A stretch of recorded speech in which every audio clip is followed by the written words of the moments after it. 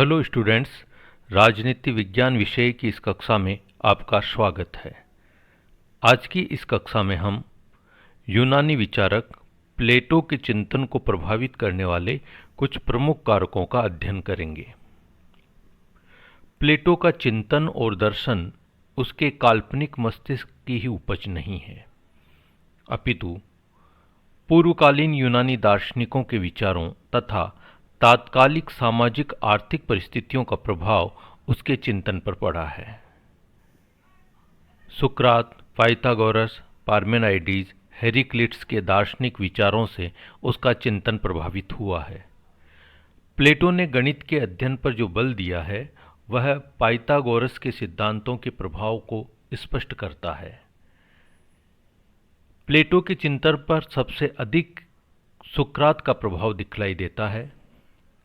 प्लेटो के ग्रंथों को संपादित करने वाले बर्नेट का मत है कि प्लेटो का कोई निजी सिद्धांत नहीं है, उसने अपने सभी सिद्धांतों को अपने गुरु सुकरात से ग्रहण किया है। प्लेटो को इस बात का गर्व था कि वह सुकरात के युग में पैदा हुआ है। उसने स्वयं लिखा है, ईश्वर का धन्यवाद है कि मैं यूनानी पैदा हुआ हूँ, जंगली नहीं, स्वतंत्र व्यक्ति के रूप में पैदा हुआ हूँ, दास के रूप में नहीं, आदमी के रूप में पैदा हुआ हूँ, औरत के रूप में नहीं, और इन सब से महत्वपूर्ण यह है कि मैं सुकरात के युग में पैदा हुआ हूँ। वस्तुतः उसके ग्रंथों में सुकरात और प्लेटो के विचार नीर क्षीर की भांति ऐसे मिले हैं कि इन्हें पृथक नहीं किया जा सकता। प्लेटो के चिंतन पर सुकरात के प्रभाव को स्पष्ट करने के लिए कुछ विद्वानों के यह कथन उल्लेखनीय है, जैसे बेक्सी के अनुसार प्लेटो के रूप में सुकरात ने फिर जन्म लिया। प्लेटो महान अन्वेषक सुकरात के साहित्यिक दार्शनिक कार्य को पूरा करने वाला था। इस संदर्भ में बारकर महोदय का यह कथन उल्लेखनीय है कि प्लेटो की रिपब्लिक सुकरात की मान्यताओं से तो आरंभ होती है, लेकिन उसकी समाप्ति प्लेटो के अपने निष्कर्ष से होती है। प्लेटो के चिंतन पर सुकरात के जिन सिद्धांतों का व्यापक प्रभाव पड़ा है उनमें प्रमुख है सद्गुण ही ज्ञान है का सिद्धांत, विचार की वास्तविकता का सिद्धांत, ज्ञान की संप्रभुता का सिद्धांत और शासन को एक कला मानने संबंधी सिद्धांत।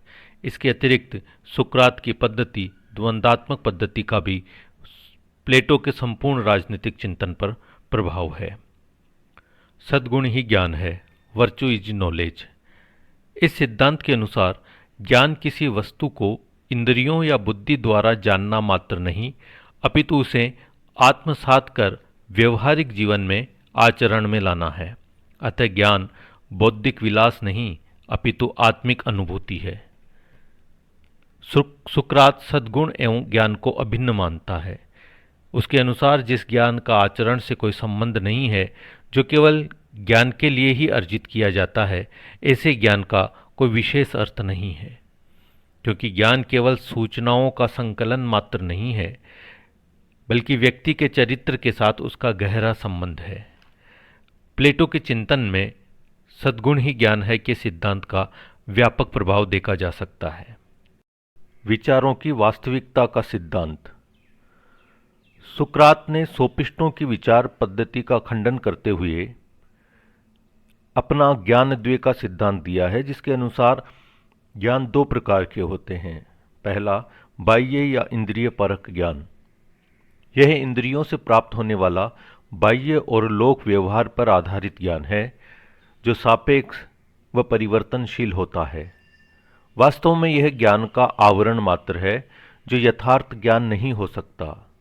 सुकरात के अनुसार सोपिस्ट इसी ज्ञान को अंतिम ज्ञान मान लेते हैं, जबकि यह अंतिम ज्ञान नहीं है। दूसरा, वास्तविक ज्ञान। यह धारणात्मक ज्ञान है, इससे कार्यकारण संबंधों का ज्ञान होता है। यह ज्ञान वैज्ञानिक, निरपेक्ष, सार्वकालिक और स्थायी होता है। अतः इस ज्ञान प्राप्ति के विषय भी वास्तविक, सार्वभौमिक होने चाहिए। सुकरात के अनुसार यह ज्ञान या इस ज्ञान की वास्तविकता वस्तुओं में नहीं है, बल्कि विचारों में है। विचार पूर्ण, स्थायी, अपरिवर्तनशील और स्वयंभू है। दूसरे शब्दों में विचार अपूर्ण और परिवर्तनशील वस्तुओं में अंतर्निहित है। प्लेटो ने विचारों की वास्तविकता के इस सिद्धांत को ही अपने प्रत्यय सिद्धांत के रूप में विकसित किया है, जो उसके संपूर्ण चिंतन का दार्शनिक आधार है। ज्ञान की संप्रभुता का सिद्धांत। सुकरात के अनुसार शासन सत्ता केवल उन्हीं लोगों के हाथों में रहनी चाहिए जिन्होंने आत्म तत्व को जान लिया है, जिन्होंने निरपेक्ष सत्य का ज्ञान प्राप्त कर लिया है। ज्ञानशील शासक द्वारा किया गया शासन प्राचीन विधियों, नियमों, परंपराओं पर आधारित शासन से श्रेष्ठ होता है। प्लेटो के दार्शनिक राजा का सिद्धांत सुकरात की इसी धारणा पर आधारित है। प्लेटो ने इसी सिद्धांत के आधार पर अपने दार्शनिक राजा को कानून तथा अन्य बंधनों से मुक्त किया है। शासन एक कला है का सिद्धांत। सुकरात राजनीति को सोफिस्टों की भांति व्यवस्था न मानकर कला मानता है। उसके अनुसार शासन संचालन, डॉक्ट्री, नौचालन आदि की भांति एक कला है और इसका ज्ञान रखने वाले विशेषज्ञ व्यक्तियों को ही शासन का अधिकार दिया जाना चाहिए। सुकरात शासन की उपमा डॉक्टर से करते हुए कहता है कि जनता बीमार है तो हमें अपने स्वामियों का इलाज करना चाहिए। क्योंकि कला में निपुणता कोई ज्ञानी व्यक्ति ही प्राप्त कर सकता है, अतः सुकरात के अनुसार राजनीति यदि कला है तो राजनीतिज्ञ एक कलाकार है, इसलिए वह राजनीतिक क्षेत्र में योग्यता या क्षमता को प्राथमिकता प्रदान करता है। उसके अनुसार राजनीति विशेषज्ञों का क्षेत्र है जिसका निर्णय बहुसंख्यकों द्वारा करना एक भयानक भूल है। शासन एक कला है के सिद्धांत का प्रभाव भी हम प्लेटो के चिंतन पर देख सकते हैं, जब वह ज्ञानी व्यक्ति को शासक बनाने की बात करता है और योग्यता पर विशेष बल देता है। सुकरात की द्वंद्वात्मक पद्धति का प्रभाव भी प्लेटो के संपूर्ण राजनीतिक चिंतन पर है। उसके ग्रंथों की शैली भी संवाद शैली या वार्तालाप शैली है जो इसी पद्धति पर आधारित है। सुकरात के इन विचारों का बड़ा व्यापक प्रभाव प्लेटो के राजनीतिक चिंतन पर, उसके संपूर्ण चिंतन पर है, लेकिन उसके बावजूद उसने निष्कर्षों के रूप में कुछ अपने मौलिक सिद्धांत दिए हैं। उनमें प्रमुख है समाज का त्रिवर्गीय विभाजन। दार्शनिक वर्ग, सैनिक वर्ग और उत्पादक वर्ग के रूप में उसने जो समाज को 3 वर्गों में विभक्त किया है वह प्लेटो का मौलिक सिद्धांत है। इसके अतिरिक्त साम्यवाद का सिद्धांत, जिसमें वह दार्शनिक वर्ग को संपत्ति व परिवार से मुक्त कर देता है, वह भी प्लेटो का मौलिक सिद्धांत है।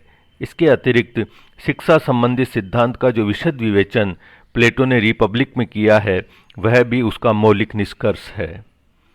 इसलिए यह कथन उपयुक्त है कि प्लेटो का दर्शन सुकरात के ज्ञान के जीवाणुओं का वह विकास है जो प्लेटोनिक निष्कर्षों के रूप में रिपब्लिक में उद्भूत होता है।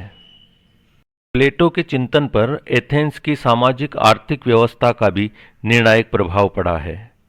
सोफिस्टों की शिक्षाओं के फलस्वरूप एथेंस के नागरिकों में व्याप्त स्वार्थपरता, कर्तव्यहीनता व विघटनवाद का निराकरण करने के लिए वह अपना न्याय सिद्धांत प्रतिपादित करता है।